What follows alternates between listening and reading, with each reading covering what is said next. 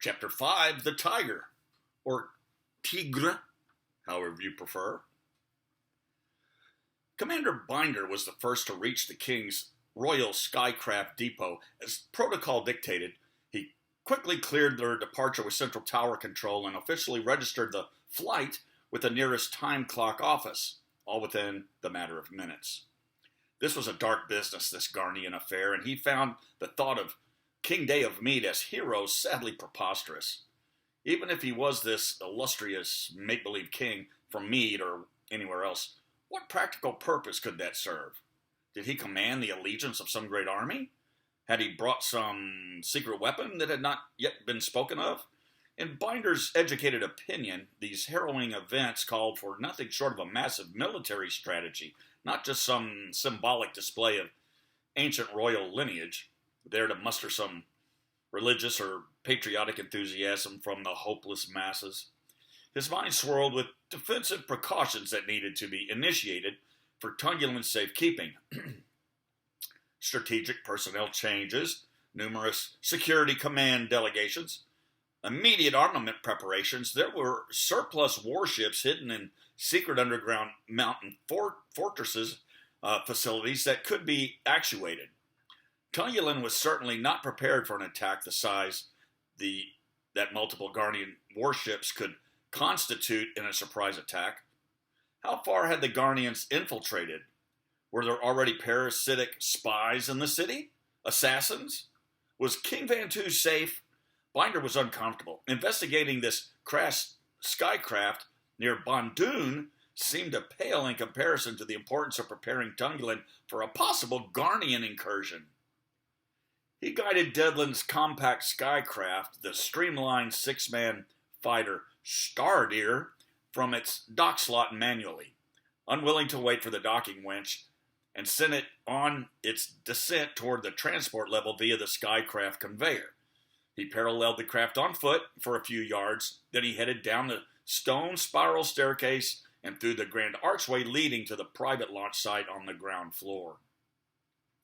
The main thoroughfare was still active outside the tall, slender windows, but the depot itself was empty, except for the night cleaning crew in their tan and blue uniforms. It was there that Dedlin Dane, now dressed for night in the woods, joined him.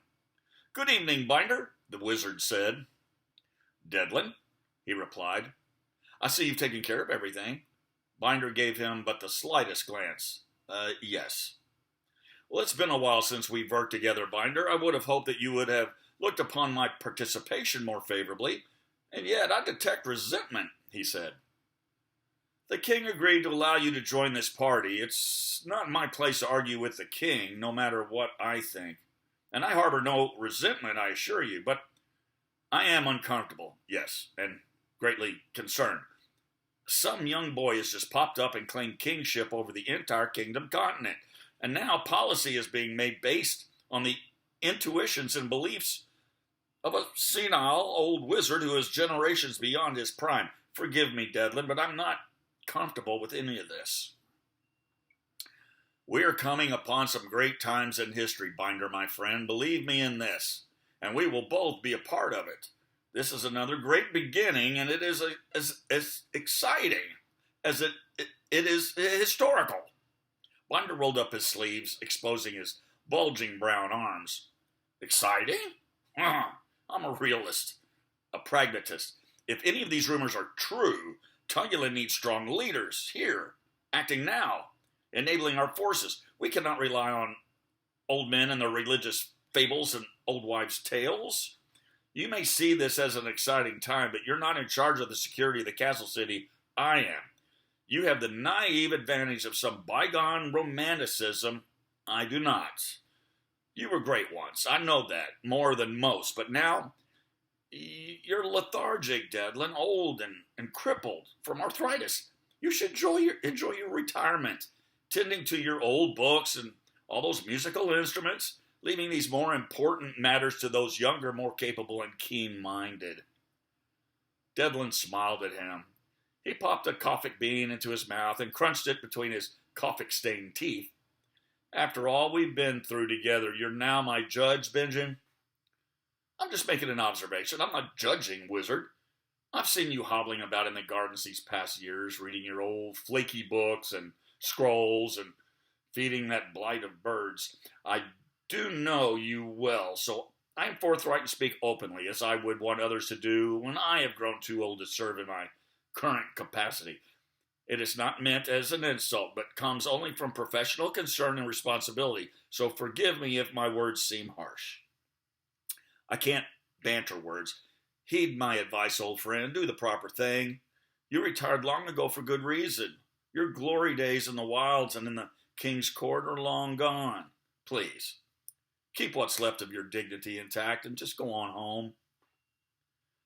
The reasons that I chose to retire were my own, he said. I had other matters to contend with. Now, in retrospect, I know I was right in taking those paths because they led me here tonight. I'll admit that I do rely on this cane a little more than I used to, Ben, but the wizard you fought dolems with in Uoli Dwol has a few fights left in him yet. That was a long time ago. I was not much more than a boy. You were in your prime then, old man.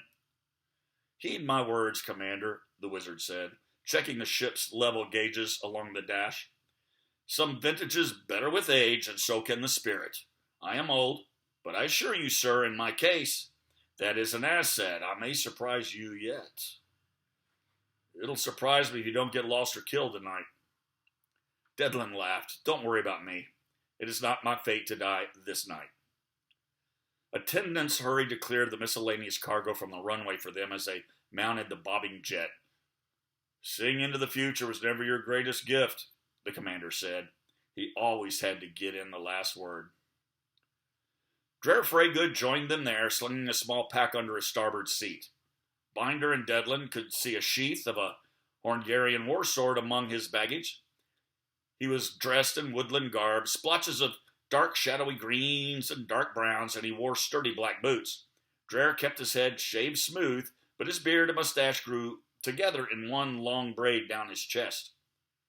I had to pick up a few things, he said, clambering up over the rail. He covered his head with a hooded cap. We ready? Binder made an odd sound, half grunt, half laugh. Binder was just delighting me with his undaunted faithlessness in a senile old wizard and an untested boy king, Dedlin said. Not to mention Gabriel Dindayan, the playboy prince of Bergia, the commander added, buckling himself in. Quite an effective group for arranging battle strategies. Dreher Freygood and Dedlin laughed quietly at Binder's cynicism.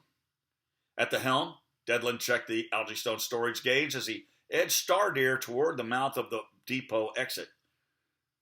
The tank was full and the fuel was fully expanded. Hold on to your knickers, he told them, carefully edging past the air gate. With a single thrust of the accelerator bar, Dedlin's faithful skycraft launched from the opening like a hissing rocket, accelerating at a tremendous speed into the sweltering night sky. He took her steadily skyward in a high arch over the glowing Galothian forest, veering slightly toward the east as they began to level off just below the low-hanging clouds. Dedlin kept her at mid-speed, watching the dense, dark forest race past below them. The warm wind made his thin hair and beard dance. Despite the business at hand, he felt himself smiling. He felt good. The last traces of the day's lingering light faded in the west. A trace of deep blue on the distant scarlet clouds was etched across the western horizon like fuzzy writing on ancient pages. Mon, the green moon, seemed perched upon the crest of Haydn's Peak to the east, crowned with 4 silver stars. Due southeast 30 degrees was Dwan, the smaller blue moon, riding high in the deep indigo sky. The air was so clear that the moons looked but an arm's length away. What do you think? I'm going to risk coming in from the direction of Bondoon, Dedlin told him. So if the Guardians are nearby watching, we might have a better chance going in undetected. Agreed. Dreher Freygood charged his blaster and attached it to his belt, and then began polishing his war sword. Like the wizard, there was a light in his eye. Dreher had served in the Tungulan army for over 20 years, working his way up through the ranks under his commander and old friend, Taital Bantu, from a foot soldier to a brigade commander by the age of 27.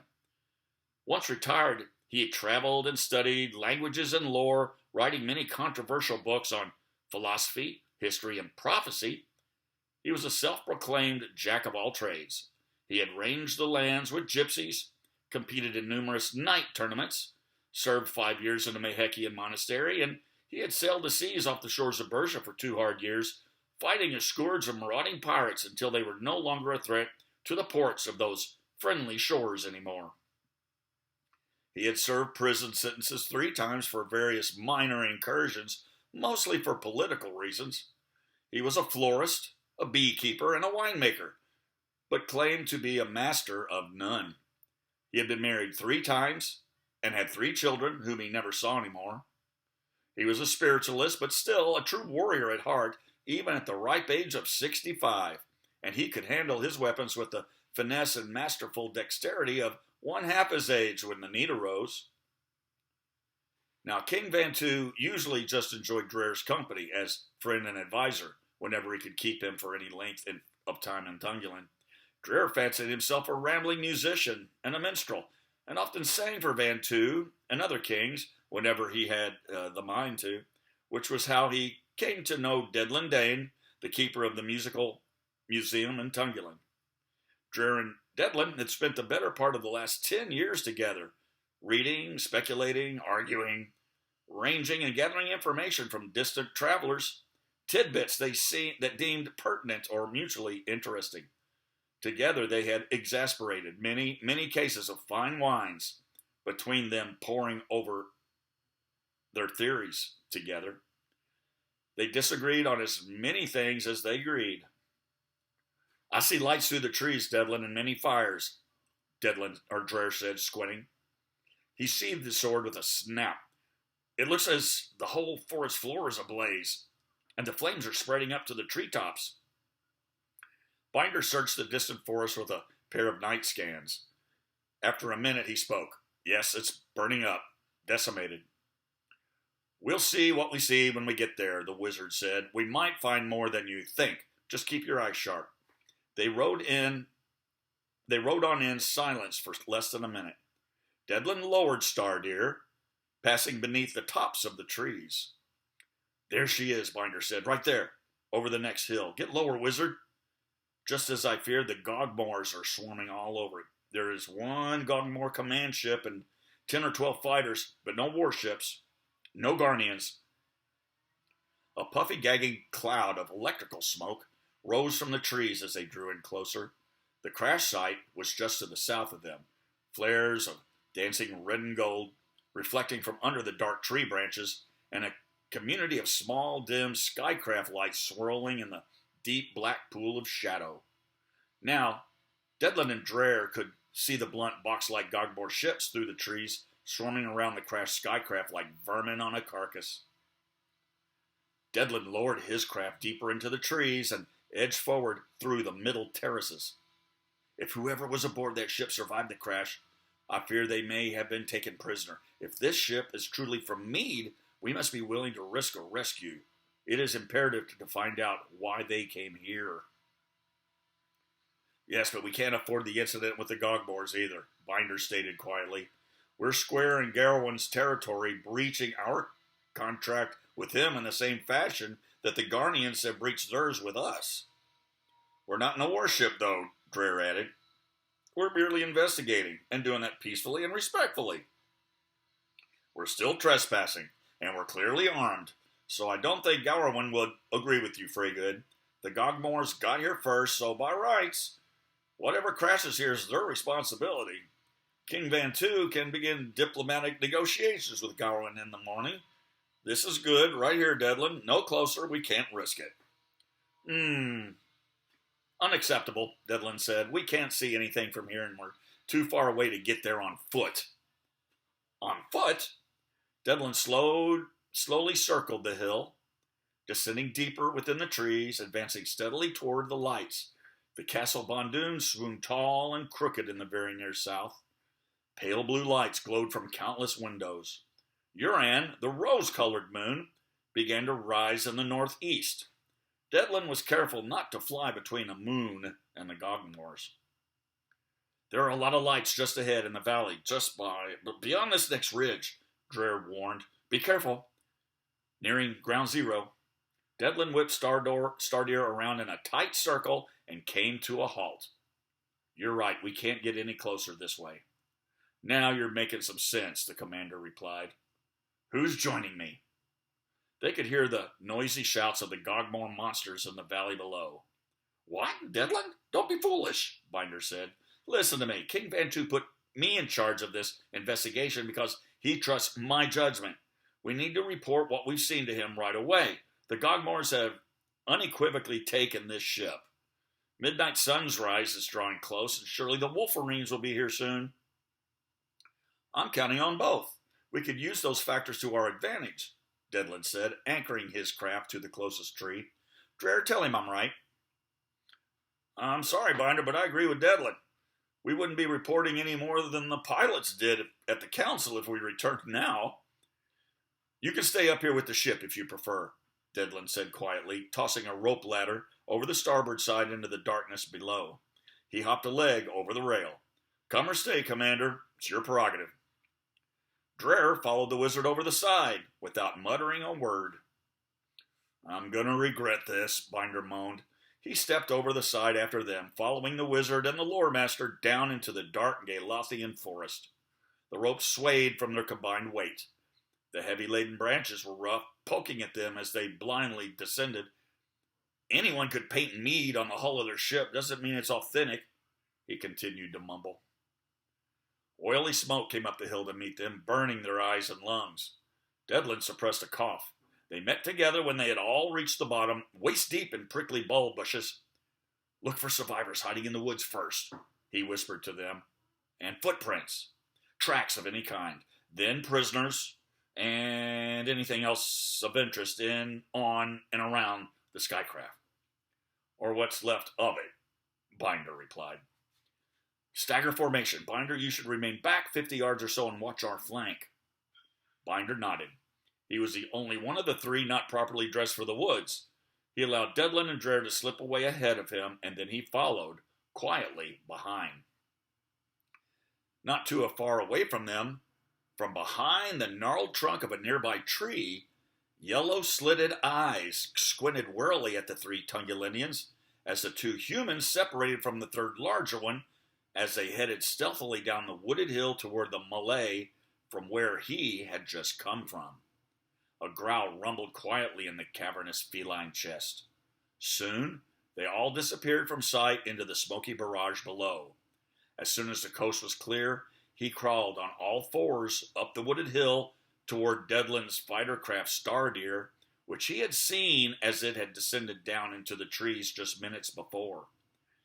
Off in the distance, through the thicket of woods on the nearest hilltop, the brilliant nightlights of Tungulin could be seen shining like hopeful beacons. Next part. Devlin Dane and Dreher Freygood were as silent as the wisps of silver-white clouds that hung above the treetops over their heads like shredded curtains.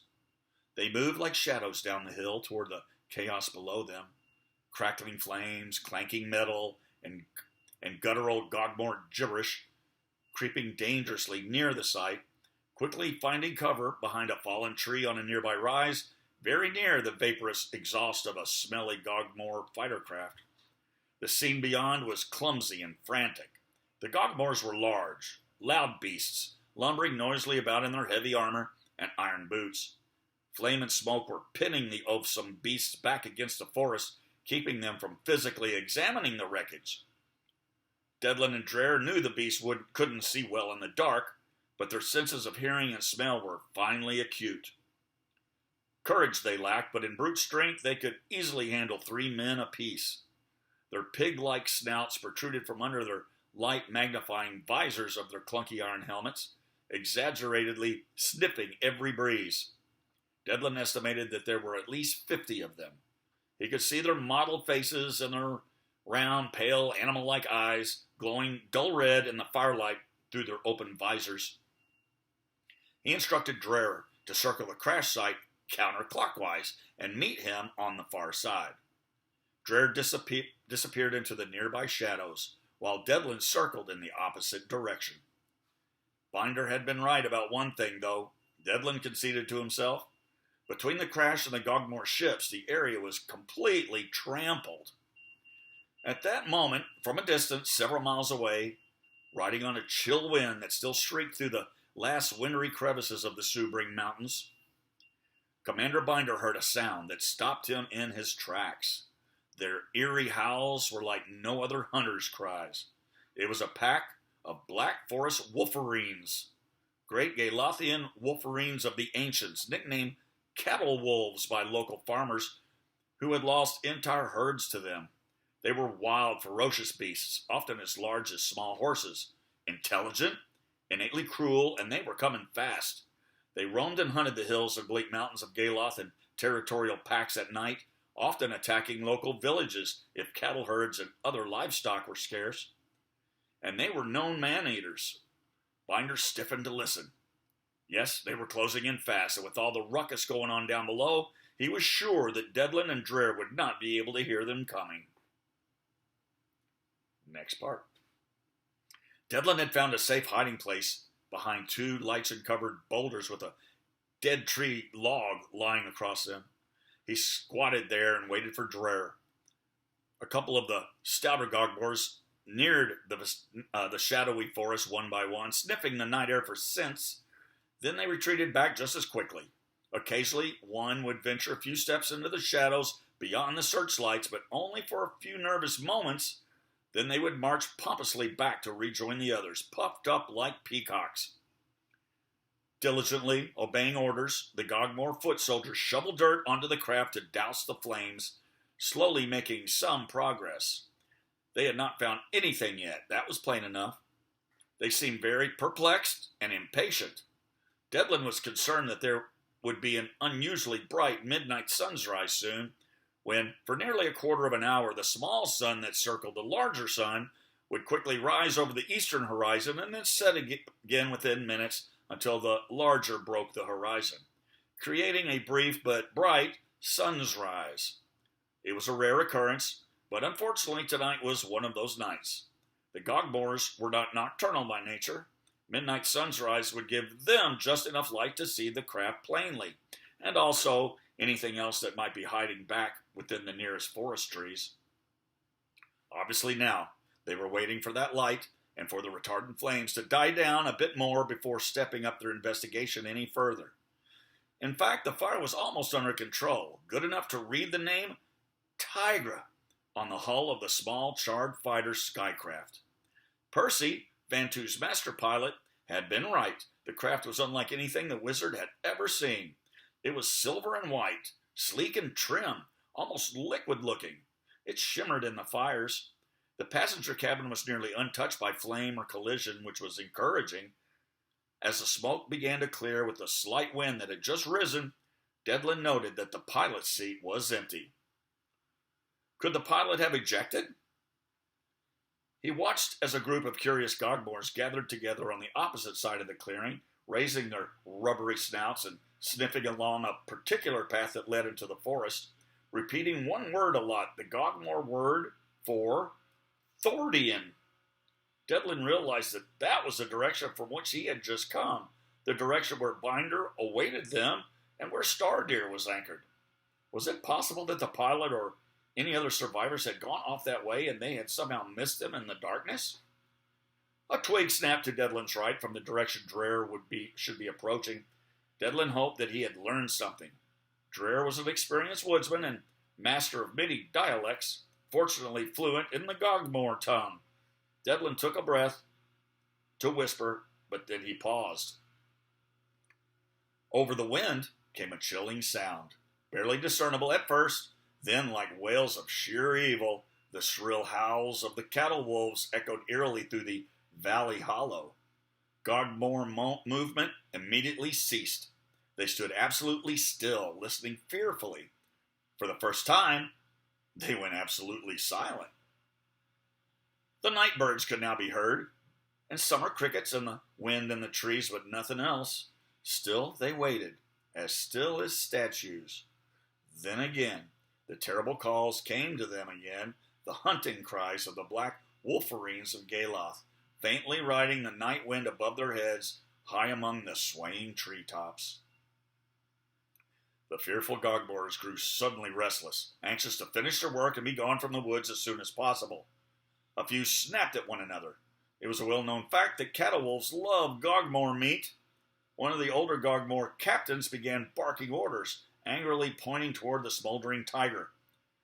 The others, grumbling but heeding his commands, tried advancing upon the ship as close as they could without getting singed. One of the bravest ones stepped into the galley of the ship for a few moments, then stepped back off, proudly holding a charred lantern as a prize, coughing and rubbing his burning eyes.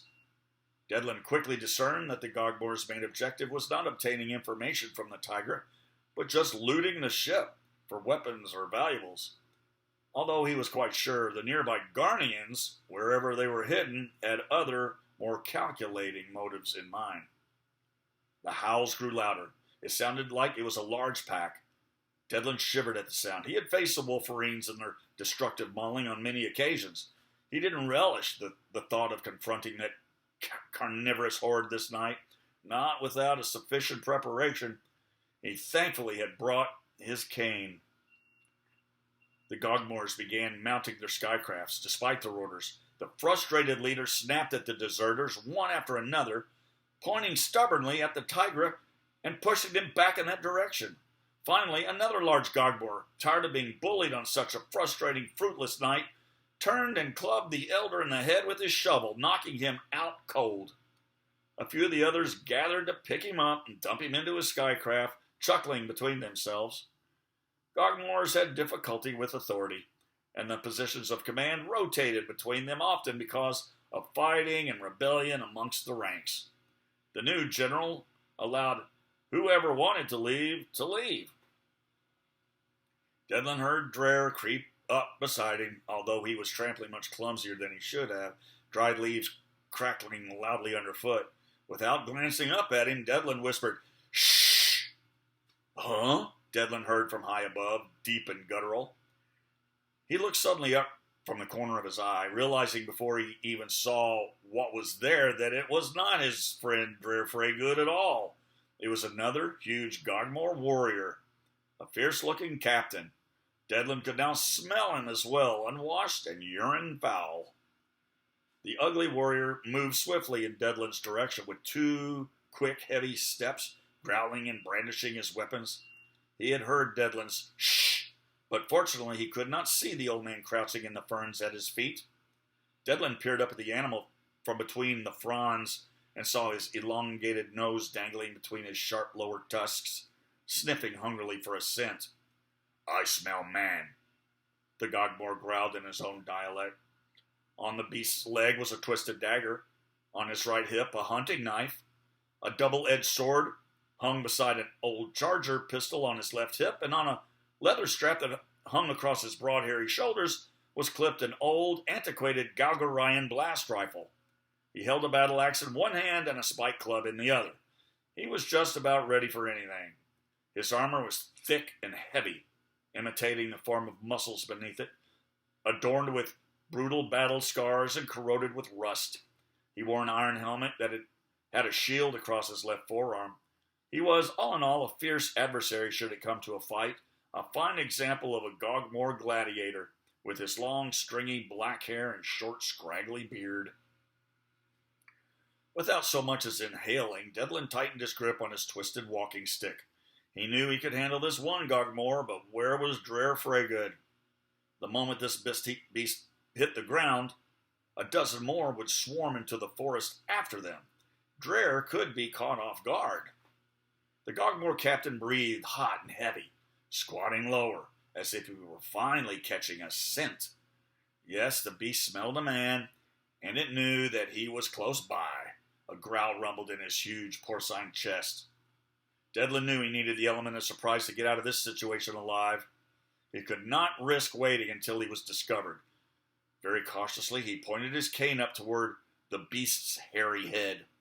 He whispered a few words so quietly that he could barely hear them himself, activating the deep but long-dormant mystical power he once held at his command.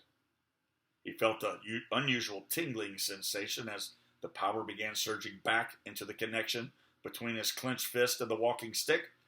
He was ready. Just as he was about to spring to his feet and strike, Devlin saw Dreher Freygood rise up directly behind the Gogmore soldier with his war sword raised high above his head. "Garak!" called the Gogmore general near the TIGRE, one of the last ones still on the ground. Dreher withdrew, slinking back down into the leafy shadows. The great beast Garak, standing above Devlin with legs spread wide, turned to acknowledge his comrade. The first one snapped orders, commanding an immediate retreat. Garak argued, pointing into the brush with jerky motions, but the general was adamant. Either Garak joined them, or he would be left behind for the Wolverine cattle wolves. Captain Garak took a few more sniffs in Devlin's direction, then he stepped noisily past him, pushing his way through the small trees with his hands as easily as parting beaded curtains back into the clearing with his ugly comrades. In his anger and frustration, he swung his club at a small tree, splintering it in half, cursing in his own tongue. Devlin relaxed, heart pounding. He was soaked to the skin by the damp ground and leaves. The cool air brought a wicked chill to his achy old bones. He tightened his cloak around his shoulders, fighting a shiver, glancing at the dying flames around the TIGRE. The last of the Gogmore fighters were departing, one by one, into the safety of the sky. "Did you overhear anything?" "They'll be back at midnight sunrise when the Wolverines find cover from the light," Dreher whispered, squatting next to the wizard. "The TIGRE was already vacant when they arrived. Whoever was aboard had already escaped, fleeing into the forest in the direction that we came. They didn't find anything of value, and despite their fear of the Garnians, they're more afraid of the Wolverines right now." "So they mentioned the Garnians then. As I suspected, they are in collusion," Devlin said. "We don't have much time either, Dreher. I'm afraid of the Wolverines myself." "As am I," Dreher agreed. They crept to the very edge of the clearing, still hidden behind a wall of thick leaves, as the last Gogmore, none other than Captain Garak, mounted his humming skycraft. The beast mumbled a bit, looking over his shoulder in their approximate direction with a suspicious eye. Then, with a heavy creak and a hiss of steam, the fighter rose and disappeared over the trees. Without a word to one another, Devlin and Dreher dashed toward the smoking hull. The ship was tilted over on its starboard side. Stretching the neck of his shirt up to cover his nose and mouth, Devlin climbed into the blackened cabin and raced to the passenger and storage areas first, ripping into anything he could find. The smoke was still intolerable inside, and the heat was immense. Dreher checked the exterior of the TIGRE, finding exactly what he had expected. Holes and other damage from missile explosions. The TIGRE had definitely been shot from the sky. He chipped some of the charred residue into a bag in his pack for further examination. Stepping back, he read the enshrined word, the name of the sleek silver craft, etched in a beautiful golden script near the bow. TIGRE. And in smaller gold print, yet just as elegant, the words White Palace, and just below that, back in gold, Mead. Devlin fought his way to the small lower deck, trying to suppress his need to breathe. The flames inside were smoldering out, but it was still as hot as an oven. He spotted a batch of maps, letters, and charts, flames licking at the corners, threatening to burn them up like dry tinder. He hastily smothered the flames with his sleeve, then stuffed the papers into his cloak. Eyes burning and tearing up, he turned for the door, feeling suddenly faint. Then they both heard it. From high on the nearest hill came a thunderous crashing down toward the TIGRE. Devlin could hear the commotion from inside the TIGRE, and as he sprang out onto the deck, wreathed in white smoke, and with his cape tail aflame, he raised his sturdy cane at arm's length, chanting an incantation, awaiting the impending attack. Dreher was already standing firm, hat off and feet wide spread, battle axe at the ready, his blaster pointed toward the oncoming invaders. Just as the frantic intruder burst through the foliage into the clearing, Devlin bid Dreher to hold fire. It was Commander Binder. "The Wolverines of Galoth are just over this hill," he cried abruptly, They're circling and will be coming down this ravine in a matter of minutes. We must run now, and hard. Follow me. Devlin leaped stiffly off of the Tigre, rolling upon the ground, and then came up onto his feet. The three of them dashed back into the dark woods together, back up the steep hill from which they had come. The scrub was dense and unforgiving, barring their every step.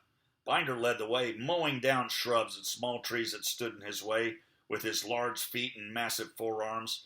The other two followed close behind.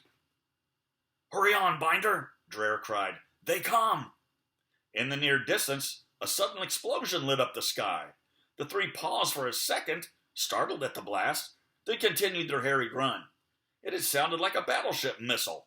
Then another explosion shook the earth beneath their feet, and the flash of it lit the tops of the trees like bolts of bright lightning. Then another. Within a few seconds, a full-fledged battle of some kind was raging in the south. "What is going on?" Binder cried. "Are we at war?" It was then that they heard the wolverines below them. The beasts had found the wreck and had started up the hill after them. Binder kept his steady pace, plowing through, clearing a trail as best he could for his friends. Dreher was right behind him. Devlin, however, had begun to slow and was falling behind. He had remembered how steep and rocky it had been going down. He was covered with a cold sweat. His lungs were full of smoke, so he struggled for every crucial breath. His tired heart pounded loudly in his ears. "Hurry!" Binder cried. "They're nearly on us!" Devlin wanted to keep pace, but his body was unable. He watched the distance between him and his friends grow wider. A few seconds later, and he couldn't see them at all. He heard Dreher calling something, but his words were distant and dull in his ears. Each step he took became a mile to him, an almost impossible feat. Suddenly his legs cramped and went numb. He heard the wolverines growling behind him as the explosions continued to increase above the nearby treetops. All this, teeming with a sudden complete exhaustion, caused a fog of confusion to roll over the wizard.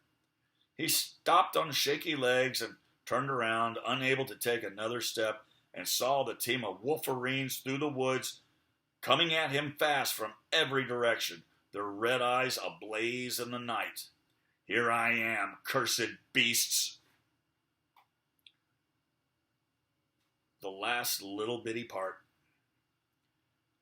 "Devlin, where are you?" Dreher cried. "Binder, he's not there. We have to go back." He scanned the woods behind him, but there was no sign of the wizard. Only the snarling sounds of the wolverines advancing from the ravine below them. Their snarls and growls sounded as though they could have almost been made by human throats.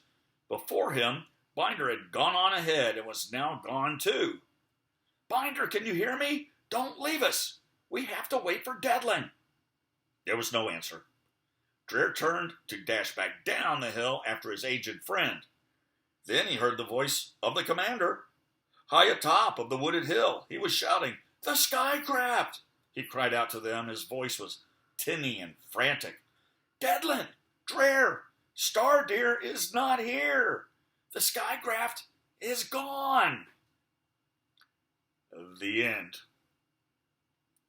That's the chapter 5. Chapter 6 tomorrow is on the way. Where?